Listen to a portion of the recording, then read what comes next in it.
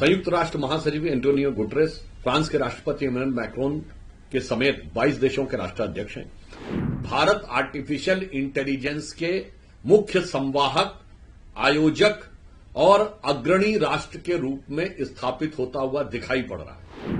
World AI summit यानी विश्व AI शिखर सम्मेलन में अग्रणी भूमिका में दिखाई दे रहा है। संयुक्त राष्ट्र महासचिव एंटोनियो गुटरेस, फ्रांस के राष्ट्रपति इमैनुअल मैक्रोन के समेत 22 देशों के राष्ट्राध्यक्ष हैं।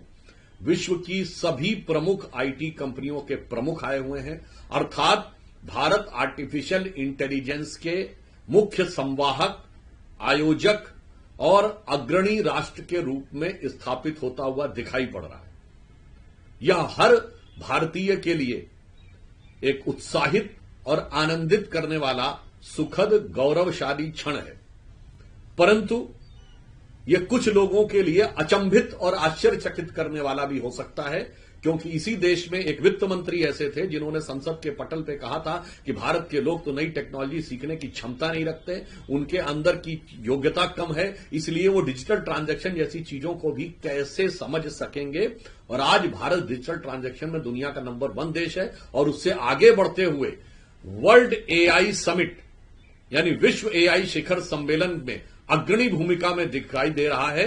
यह प्रधानमंत्री श्री नरेंद्र मोदी जी की दूरदर्शी और कुशल नेतृत्व के कारण संभव हुआ है और इसे साकार करने के लिए आईटी मिनिस्टर अश्विनी वैष्णव जी और उनकी टीम ने प्रधानमंत्री जी के इस संकल्पना को साकार रूप देने में बहुत अच्छा सराहनीय प्रयास किया है। परंतु वो लोग जो कहते थे कि भारत नई टेक्नोलॉजी को एडॉप्ट करने की क्षमता नहीं रखता है, मुझे लगता है उन्हें इस एआई समिट के शानदार सफल आयोजन के सामने कम से कम अब अपनी गलती को स्वीकार करना चाहिए।